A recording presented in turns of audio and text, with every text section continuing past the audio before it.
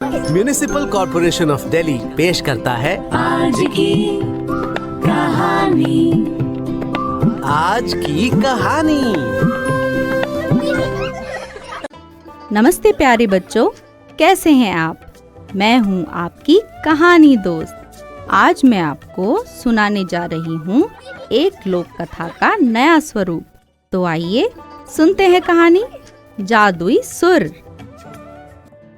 डुरुरुरु तुरुरुरु, मैं एक जादुई बांसुरी हूँ। आओ बैठो मेरे पास, तुम्हें सुनाऊं एक कहानी खास। मेरा जन्म एक साधारण से बांस के पौधे पर हुआ था। मैं यमुना नदी के किनारे बसे एक छोटे से गांव में पली बड़ी। मेरा गांव नदी के खूबसूरत नज़ारों के लिए मशहूर था। मैं और मेरे साथी बांस के टुकड़े नेत्रा की दुकान में रखे जाते थे।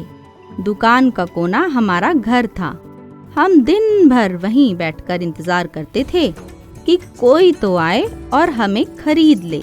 हम चाहते थे कि हमारे अंदर का संगीत जागृत हो और हम एक सुंदर बांसुरी बन सके। लेकिन हमारे गांव में एक बहुत बड़ी समस्या थी। बंदरों के एक समूह ने हमारे गांव में आतंक मचा रखा था। वे दुकानों से सामान चुरा लेते थे।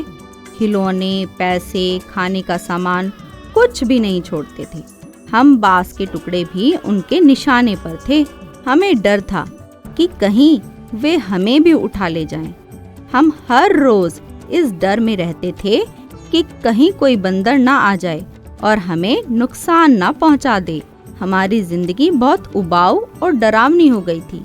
हम सब बस इसी उम्मीद में रहते थे कि कोई ऐसा आ जाए जो हमें बचाए और हमें एक नया जीवन दे। एक दिन गांव में एक जादूगर आया।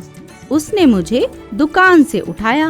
भर दिया उसने मुझ में जादू। डुरुरुरु तुरुरुरु। हाँ, मैं इस वाक्य को विस्तार से बता सकती हूँ। तो सुनो।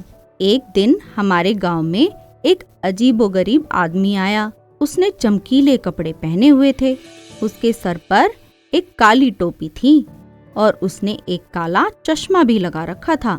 उसके पैरों में नुकीले बड़े बड़े जूते थे। वह बहुत अजीब लग रहा था। उसने गांव वालों को बताया कि वह एक जादूगर है और वह बंदरों को गांव से भगा सकता है।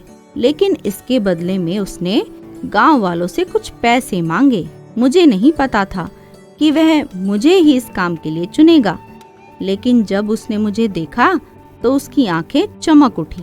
उसने मुझे बताया कि मैं एक बहुत ही खास बांस का टुकड़ा हूँ और मेरे अंदर एक जादुई शक्ति है। उसने मुझे बताया कि वह मेरे अंदर की शक्ति को जागृत कर सकता है और मैं किसी को भी अपने वश में कर सकती हूँ। मैं बहुत हैरान थी।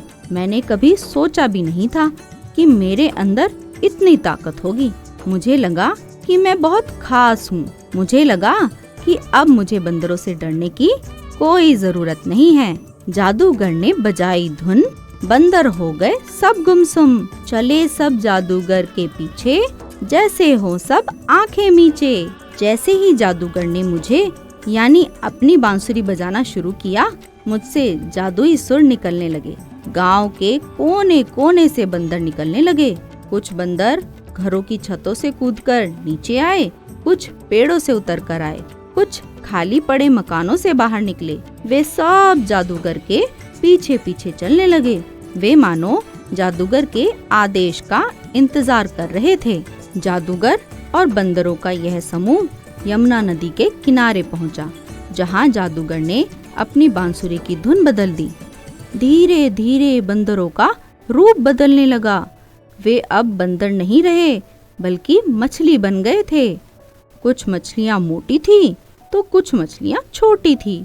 हर आकार और रंग की मछलियां वहां मौजूद थी।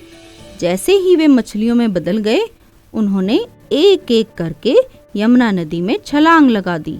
नदी में पानी के छींटे उड़े और मछलियां पानी में तैरने लगी। कुछ देर में सारे बंदर मछलियों में बदलकर नदी में समा गए।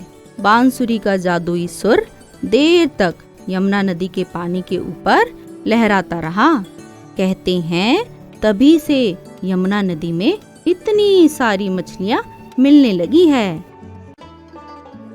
तो बच्चों, कैसी लगी आपको ये कहानी? एक नई कहानी के साथ आपसे फिर मुलाकात होगी। तब तक के लिए बाय बाय। ये थी आज की कहानी।